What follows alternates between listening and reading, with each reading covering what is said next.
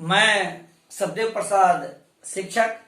आइए आप सबों का एसपी मोटिवेशनल पोएम में स्वागत है। सब्सक्राइब कर दें एवं घंटे को दबाकर ऑल पर सेलेक्ट कर दें ताकि मेरे द्वारा लिखी गई कविता चाहे वह मोटिवेशनल हो या एजुकेशनल हो या नैतिक हो आप तक पहुंचता रहे। साथ ही साथ 12वीं की हिंदी भी आप तक पहुंचता रहे। मैं आपको दो शब्दों से आप में एक नई ऊर्जा भरना चाहूंगा कि बुलंदियों को छूने हेतु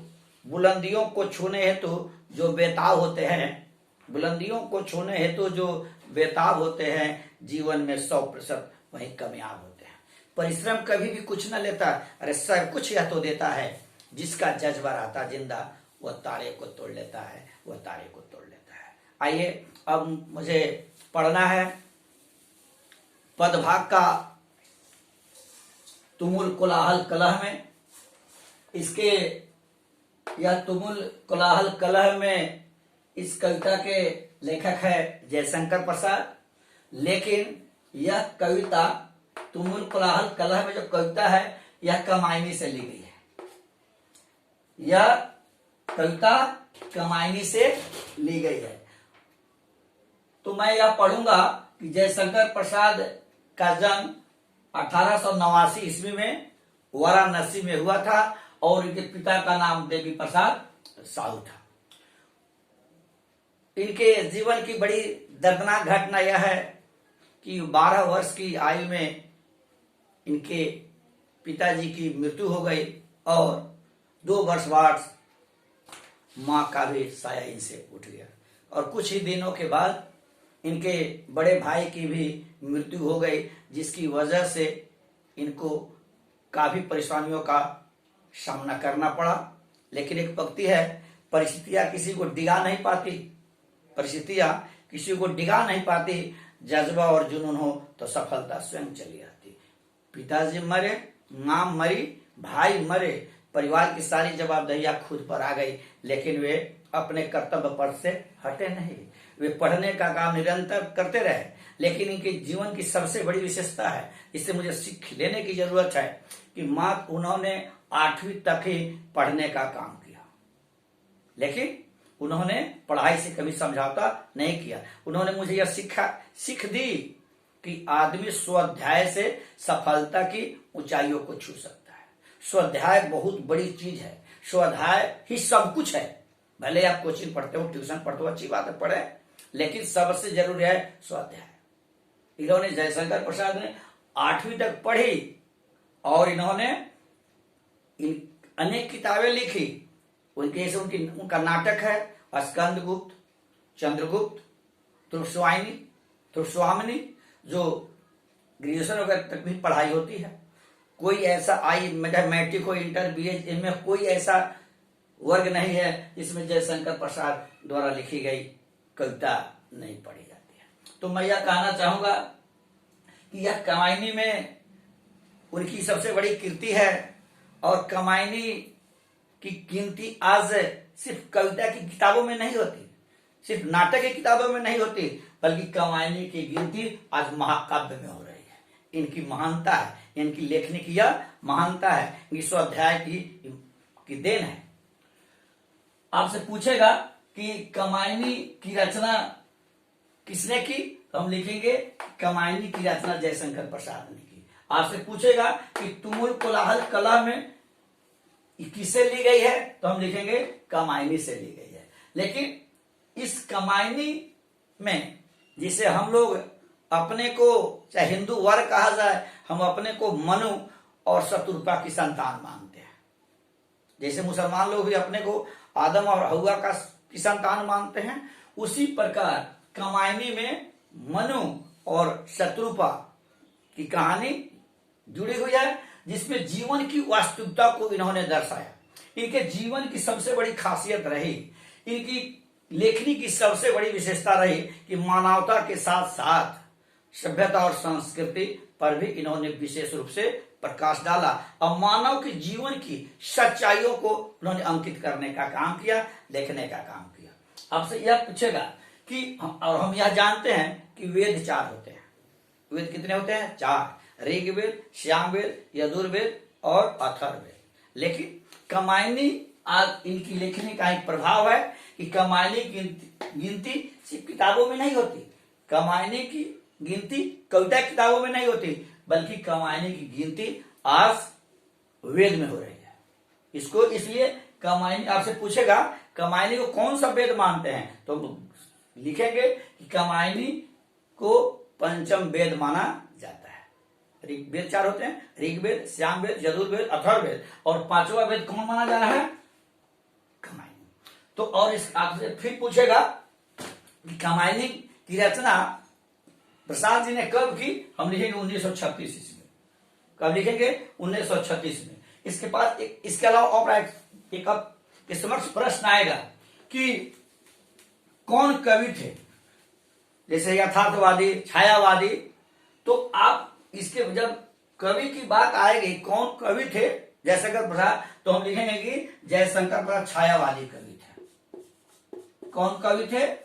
छायावादी कवि थे।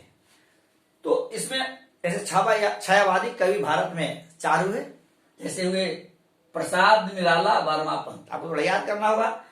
प्रसाद का मतलब जयशंकर प्रसाद, सूर्यकांत त्रिपाठी निराला, महादेवी वर्मा और सुमित्रा नंदन पंत। इसको दोहा के रूप में हम याद कर लेंगे, क्योंकि आगे आने वाली परीक्षा में या जीके में जो भी पूछे उसके लिए हमको तैयार रहना है।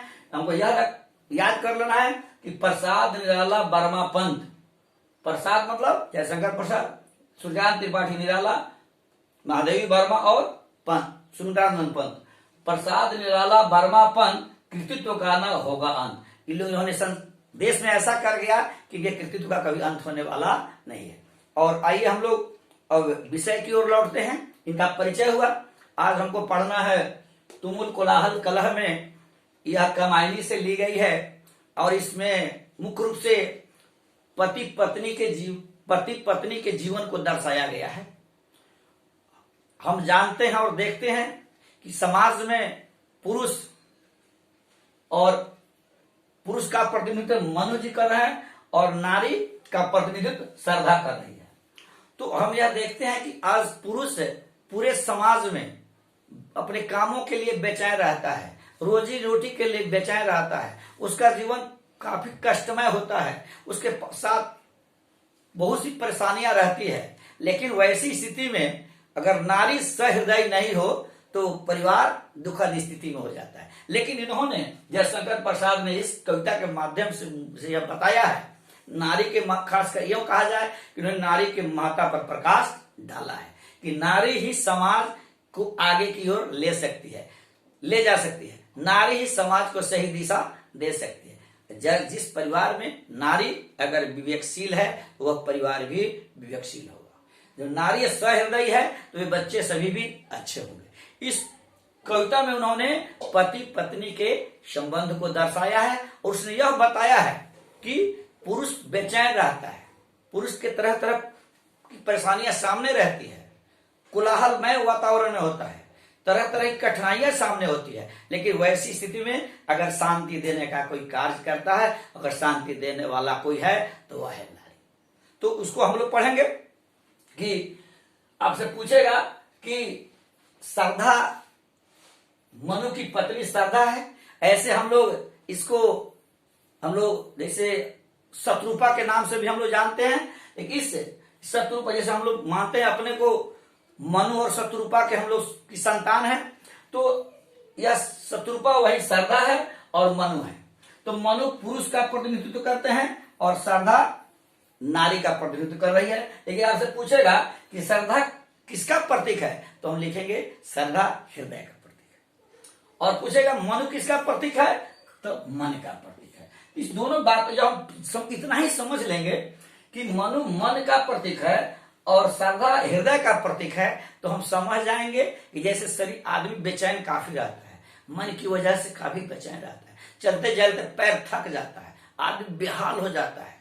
लेकिन वैसी स्थिति में मन अगर चंचल है, मन की चंचलता की वजह से परेशानियां है, मन में उधेड़ बुन है, अगर पैर चलते चलते थक गया है तो इस दोनों को संतुलित करने का काम कौन करता है? वह करता है हृदय।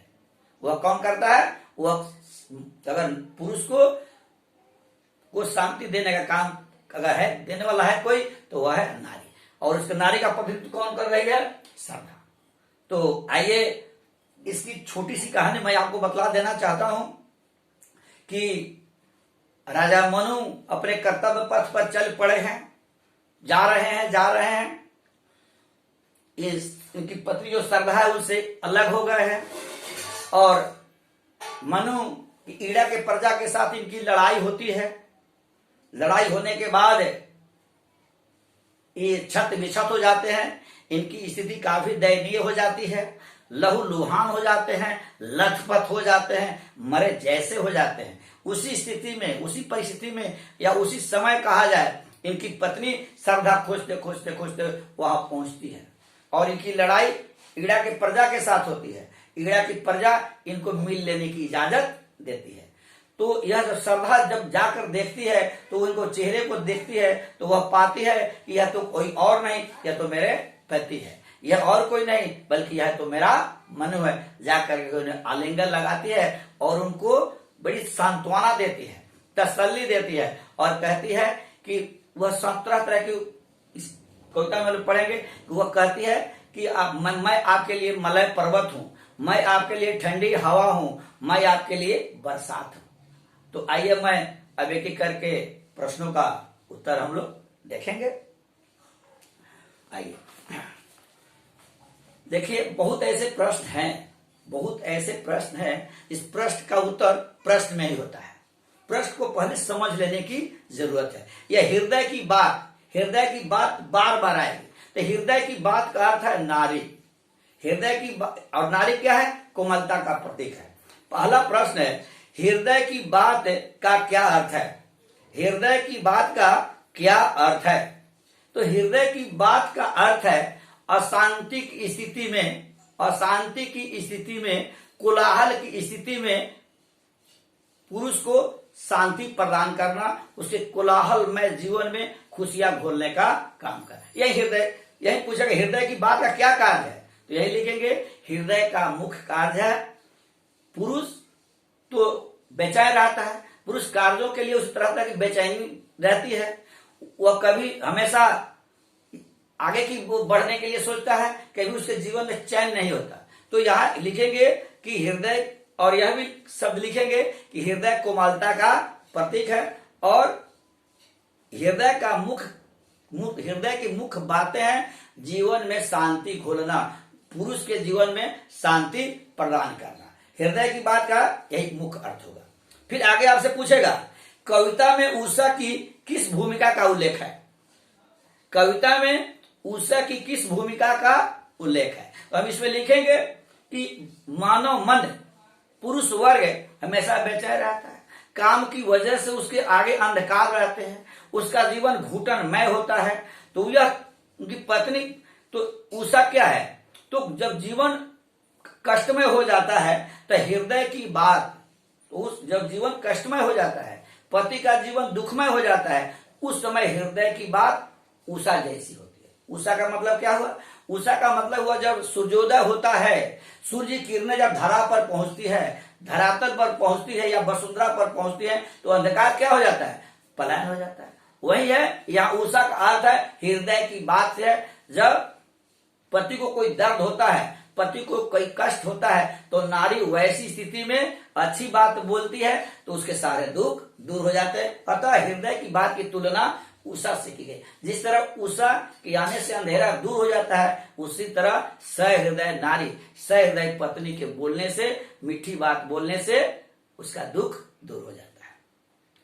अगला प्रश्न है, चातकी किसके लिए तरसती है?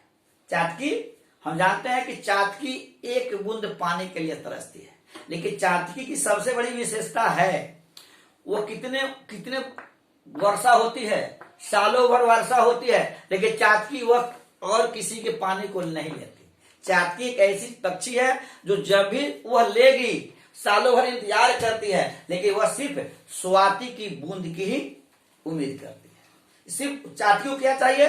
पानी चाहिए, पानी चाहिए, लेकिन वह पानी उसको भी चाहिए तो स्वाति की बूंद ही चाहिए।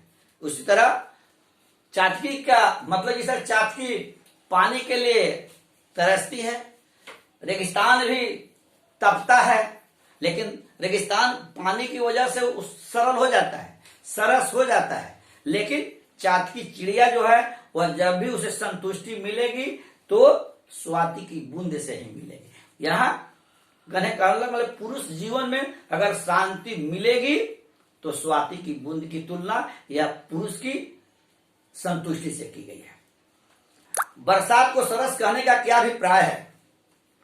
बरसात को सरस कहने का, सरस मतलब होता है, हमने कहा ना कि बहुत ऐसे प्रश्न है, प्रश्न में उत्तर सन्निहित होता है। सरस, सरस मतलब रस के साथ, जो हम जानते हैं कि जो पृथ्वी में जब जेठ की वजह से, धूप की वजह से धरती तपने लगती है, धरती तपने लगती है, तो वह वैसी स्थिति में धरती की चाह होती है, सभी पेड़ पौधे जब झुलसने लगते हैं, तो वैसी स्थिति में जब वर्षा होती है तो क्या होता है? सभी रस युक्त हो जाते हैं, सभी पेड़ पौधे हरा हो जाते हैं, हरे भरे हो जाते हैं, चारों तरफ खुशहाली खुशहाली दिखाई पड़ने लगती है और जीवन में एक नई आशा का संचार होने लगता है। अतः यहाँ सरस का अर्थ है धरती के रसमय हो जाने से। अतः पत्नी है, पत्नी, यहाँ बरसात कौन है? यह बरसात किसको डिनोट किया गया है?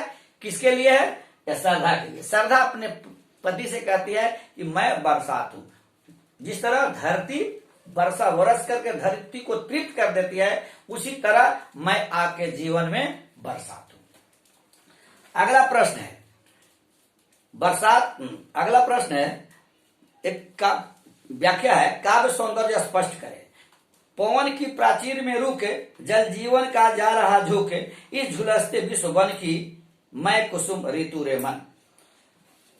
हम जब अर्थ लेखन की बातें हों, व्याख्या की बातें हों, तो जरूर हम लिखेंगे कि यह पंक्ति हम लिखेंगे, यह पंक्ति जयशंकर प्रसाद द्वारा लिखित तुमुल कोलाहल कलह से ली गई है, जिसमें यह दर्शाया गया है कि जब जेठ दोपहरी में सभी तपने लगते हैं, पेड़ पौधे झुलसने लगते हैं, तो वह क्या हो, वैसी स्थिति में आदमी चाहता है कि मुझे ठंडी हवा मिले।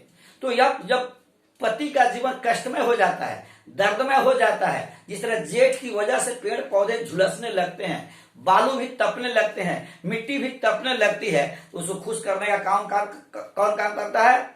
हवा, ठंडी। वह सरला यही कहती है कि जब पति के जीवन में कष्टमय हो जाता है, पति का जीवन दुखमय हो जाता है, तो वैसी स्थिति के लिए मैं क्या हूं? मैं ठंडक हवा हूं, मैं ठंडी हवा हूं और मैं शीतलता प्रदान करती हूं।